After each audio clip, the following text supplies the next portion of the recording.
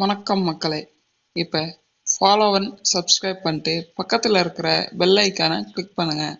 அடுத்தடுத்த வீடியோக்கள் நோட்டிஃபிகேஷனில் வரும், உங்களுக்கு தொடர்ந்து வீடியோ வரும். இப்போ வாங்க வீடியோக்குள்ளே போகலாம்.